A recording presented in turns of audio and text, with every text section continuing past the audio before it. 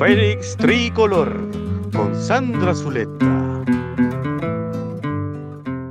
Llega la Semana Santa y en un país con tanta devoción cristiana como Venezuela, vale la pena recordar lo que esta época implica, porque no hace falta ser un fiel para aprender de las tradiciones. Según la religión católica, Jesús, el Hijo de Dios, atraviesa un largo y tortuoso Vía Crucis, expuesto a todo tipo de humillaciones públicas antes de ser crucificado por representar un peligro para las autoridades, quienes veían en su liderazgo una afrenta. Sin embargo, la lucha de Jesús fue una no violenta, e incluso tras su crucifixión, su mensaje de perdón fue más poderoso que el rencor. Lo más importante para los cristianos ocurre el Domingo de Gloria, día en el que, tras 3 jornadas de oscuridad, renace la esperanza con la resurrección de Jesús y su ascensión al reino de los cielos. La razón de ser de la Iglesia, y por tanto de sus fieles, tiene como base este momento, en el que la promesa de la vida eterna se cumple y las enseñanzas de Jesús trascenderán más allá de todo lo que puedan hacer los poderosos en su contra. El poder no es indestructible, la esperanza sí. El de Jesús no sería el primer caso de un líder que es capaz de animar a un pueblo a exigir sus derechos, de insuflar esperanza donde solo había resignación y de, por estas mismas razones, representar un peligro para el orden establecido. En la historia hay varias figuras como Martin Luther King Jr., Nelson Mandela y Mahatma Gandhi, quienes han padecido las consecuencias de enfrentarse a un poder que parece indestructible, y sin embargo, sus luchas pacíficas han rendido frutos. Ninguno de sus caminos fue fácil, ninguno de ellos lo transitó solo. Sus objetivos se cumplieron por la determinación de la gente que los seguía a permanecer unidos. La esperanza es una fuerza siempre que se mantenga y difunda con el objetivo claro y el foco en lo que podemos aportar para alcanzarlo. Cada quien desde donde esté, alentando al desanimado y evitando las divisiones.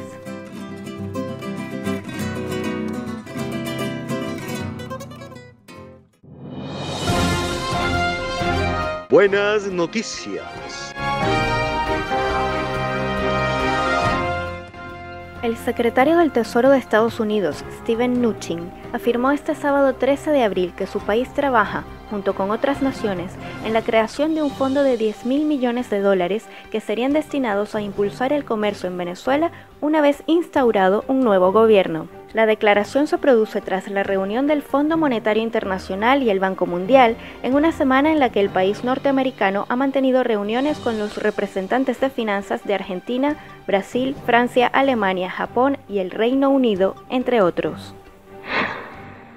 El pasado viernes 12 de abril fue detenido en Madrid Hugo El Pollo Carvajal, mayor general del ejército y jefe de la Dirección de Inteligencia Militar de Hugo Chávez. Carvajal será deportado a Estados Unidos, donde pesan contra él 2 expedientes por delitos asociados al narcotráfico y vinculaciones con las FARC. La Organización de Estados Americanos, OEA, reconoció este martes 9 de abril a Gustavo Tarre como representante de Venezuela en el organismo. Tarre había sido nombrado por el presidente encargado Juan Guaidó, a pesar de la inminente caducidad del plazo anunciado por Maduro para salir de la OEA. La primera medida que tomará Gustavo Tarre será la de solicitar el reingreso del país al Sistema Interamericano de Derechos Humanos. El Fondo Monetario Internacional congeló $400 millones en derechos especiales de giro. La medida tomada el pasado miércoles 10 de abril busca reducir las posibilidades de maniobra de Maduro, quien también se enfrenta a la imposibilidad de utilizar las 2/3 partes de las reservas de oro del país, equivalentes a unos $9.000 millones, debido a las sanciones impuestas por Estados Unidos.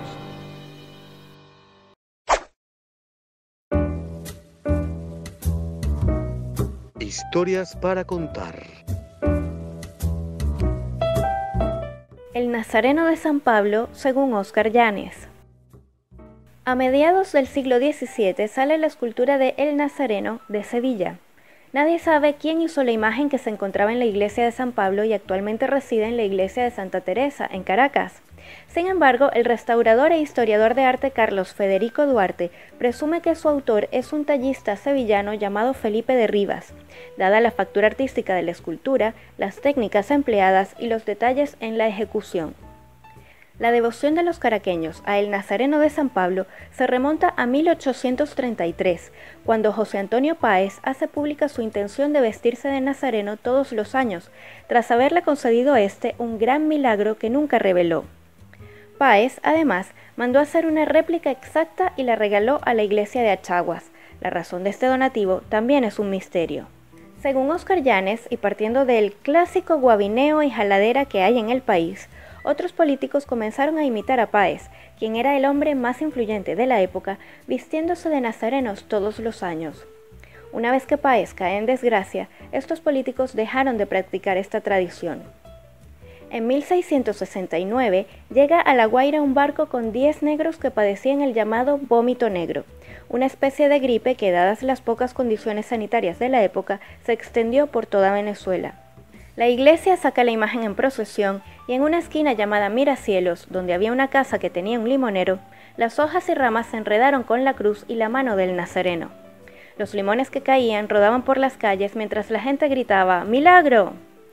Los caraqueños mezclaban agua del río Catuche con el jugo de los limones de Miracielos y dándosela a los enfermos lograron vencer el vómito negro. De acuerdo con Óscar Llanes, los venezolanos se ven reflejados en el Nazareno porque fue un sin techo, le quitaron su casa al demoler la iglesia de San Pablo para construir el teatro municipal, le quitaron sus joyas e incluso sus 7 túnicas cuando lo sacaron de su hogar, además de llevar una huella de bala en una de sus mejillas, seguramente causada en alguna revuelta popular, mientras los caraqueños se refugiaban en la iglesia. Según la leyenda, en la medida en que pasan los sufrimientos del pueblo, el nazareno se pone más oscuro, y cuanto más pesan en el país las consecuencias de la crisis, el nazareno se inclina más. Recalca Llanes que, a pesar del sufrimiento emanado por la imagen, el nazareno no tiene ninguna expresión de odio ni en sus labios doloridos ni en su mirada abstraída. En estos tiempos tan duros, es bueno recordar nuestras tradiciones y aprender de ellas. Así son las cosas.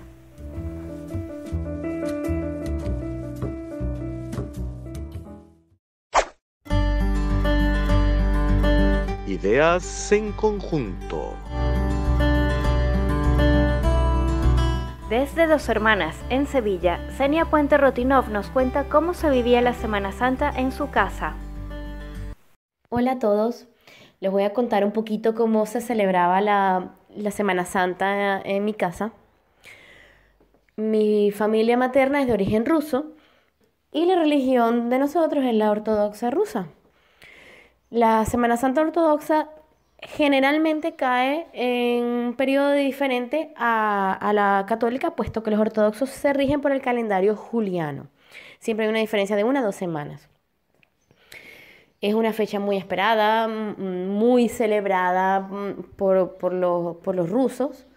Se preparan comidas especiales. La típica son unos dulces que son como una especie de panetones que se llaman kulich, acompañados con los huevitos pintados, son huevos de gallina pintados, y otro postre también que se llama pasja, se hace con requesón, la textura es muy similar al helado y se come frío. Estos postres son llevados a la iglesia el día de la misa de resurrección, el cura sale y bendice los kulichí, los huevitos y las pasjas que son traídas por cada familia. Y después después de la misa, cada familia llega a su casa y se come su pedazo de culichi y su huevito bendecido. Desde Adelaide, Australia, Ruth Párez comparte su reflexión sobre la Semana Santa. De niña, la Semana Santa para mí significaba tiempo de playa, tiempo de echadera de broma, de reencontrarme con esos amigos que solo veía en las vacaciones. Recuerdo que mi mamá y mis tías nos llevaban obligadas a la misa del Domingo de Ramos a buscar las ramitas para hacer las cruces, al lavatorio de los pies, el Jueves Santos y el Vía Crucis el viernes. Interesantemente, poco fuimos a las misas del Sábado de Gloria, me imagino que porque eran de medianoche. Sin embargo, ya de adolescente tuve la oportunidad de asistir por voluntad propia a esas misas y desde entonces se han convertido en una tradición para mí asistir en ese día en particular. Me parece que es el servicio más bello e importante por varias razones. La primera, porque mi mamá se llama Gloria y me encanta que una misa lleve ese nombre y el significado de la palabra gloria. Es una misa que empieza en penumbras, a oscuras, y donde luego se llena la iglesia y los corazones de la luz, de una luz que se comparte con otros, de esa alegría. La razón más importante es que entendí que como católicos nosotros realmente celebramos la resurrección de Cristo. Venezuela ha estado padeciendo momentos de mucha oscuridad, pero cada vez estoy más segura que vamos a renacer. Las nuevas oportunidades que se nos presentan ahora con esta resurrección me traen nuevas esperanzas. Y eso es lo que para mí significa la Semana Santa. Confianza, creencia e ilusión en nuevas oportunidades de resurgir y de revivir. Así que bueno, a celebrar la Semana Santa. Esto ha sido todo en el Fénix Tricolor de hoy. Les recuerdo nuestras redes sociales Fénix Tricolor 58 en Facebook, Fénix Tricolor en ebooks y el correo fenixtricolor58@gmail.com. Agradecemos a nuestros colaboradores de hoy, Xenia Puente Rotinov, Ruth Párez y a nuestra voz en las cortinas, Carlos Armas. Yo soy Sandra Zuleta y me despido con esta improvisación sobre el tema Venezuela y el himno nacional de Gabriela Montero que ha titulado Un Renacer. ¡Feliz Semana Santa!